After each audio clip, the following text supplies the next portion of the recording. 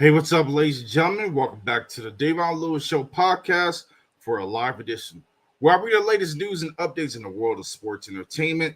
In today's news, as I give you a full review and results when it came to everything that took place for the go home show for the Red brand for Monday Night Raw, which just ended live in Cincinnati.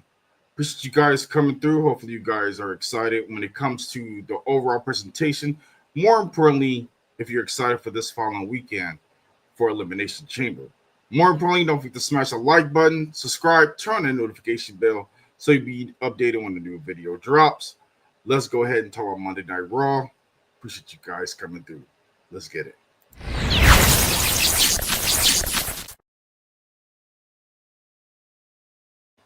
All right, ladies and gentlemen, let's go ahead and chop it up and talk through. Come on through.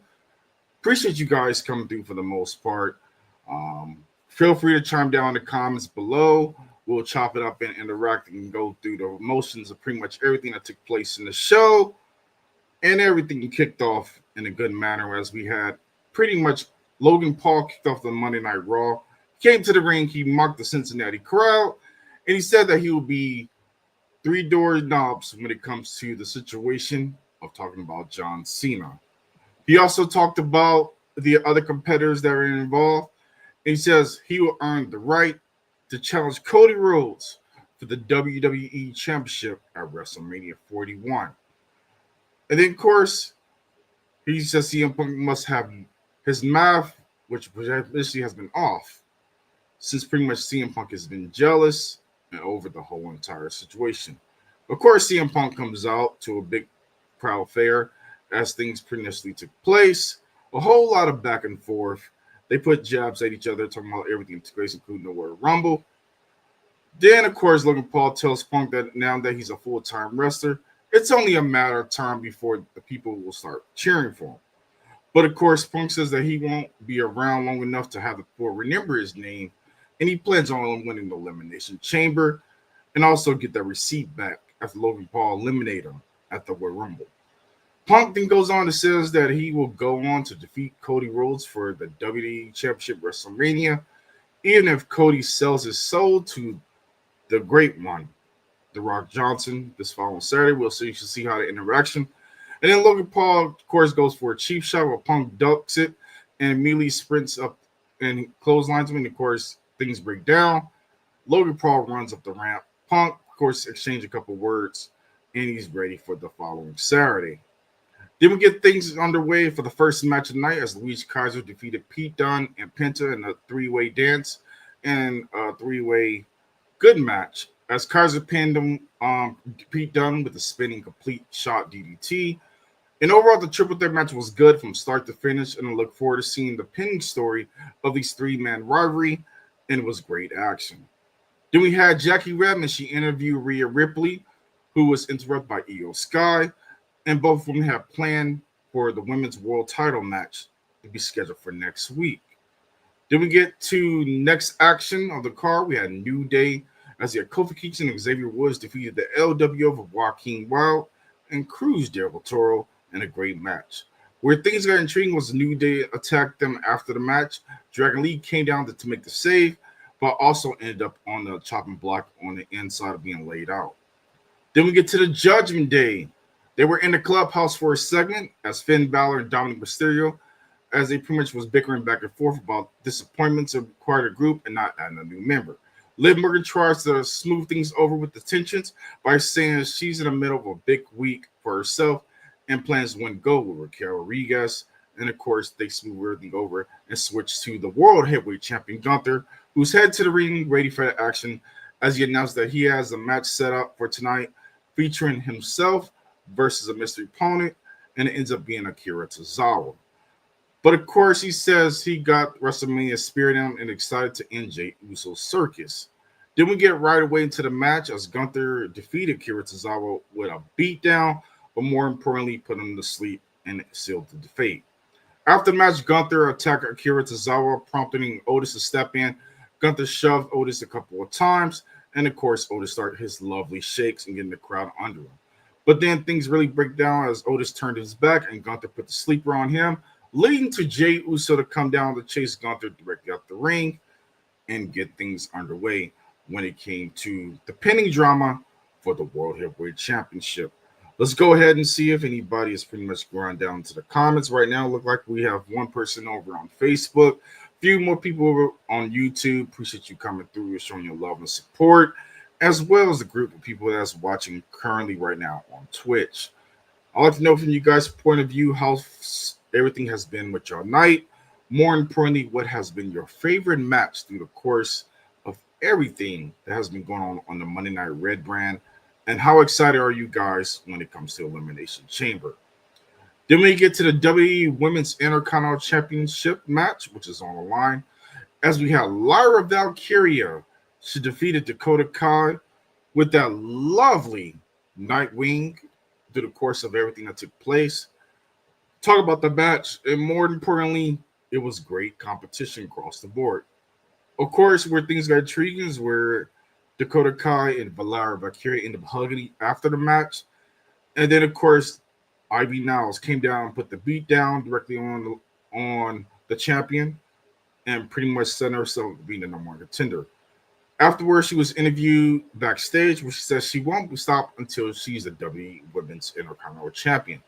She says the Creed Brothers will get another shot at the World Tag Team Championship next week and says that it's all talk is over. It's time to handle business.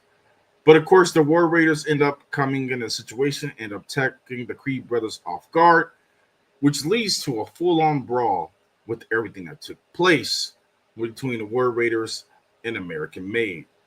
But of course, the tide is continuing to be switched up as American Made is looking to bounce back after everything that has already taken place, including their beef with the War Raiders and including Ivy Niles' situation when it comes to Lyra Valkyria, the Intercontinental Champion for the women's division.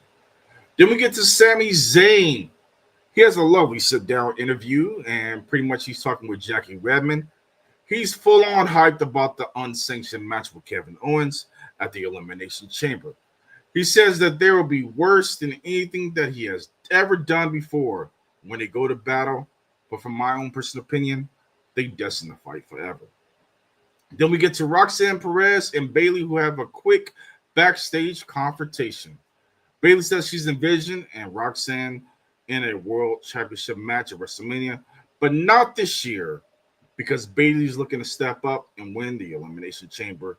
But of course, Roxanne Perez is still a rookie, the prodigy. Pretty much this is setting her to go onto the main roster and shows what she's made of. Even though she's that 5 foot of Fury, pretty short, but she can still handle her own when it comes to the square circle. Then we get to Bianca Belair and Naomi.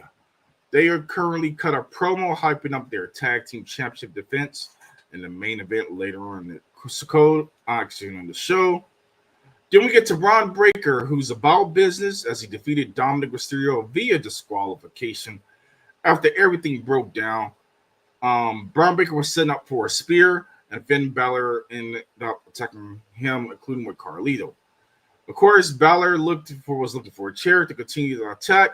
Carlito and Dominic attacked him, continued to beat down to the big dog, retaliated with a comeback to take down Carlito and Dominic Mysterio. Finn Balor was just about to slide directly into the ring, and he had a moment in time as he had a stare-off with the Intercontinental Champion, only to retreat to fight another day. But the build-up is going to be really good from start to finish.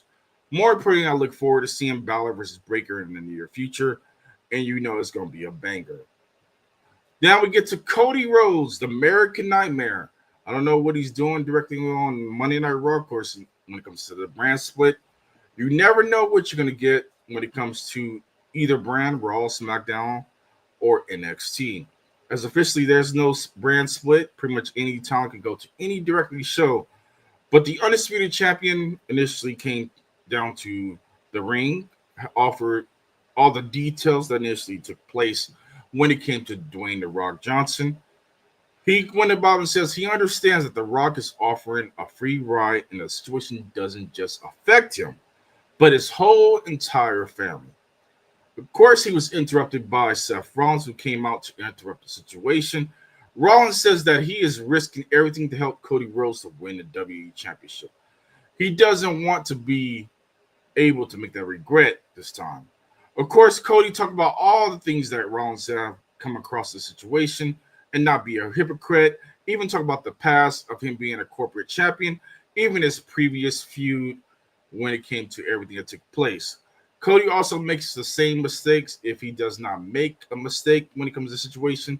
But Seth Rollins says, trust and believe he is serious and he's going to win the title and he's going to see him at WrestleMania.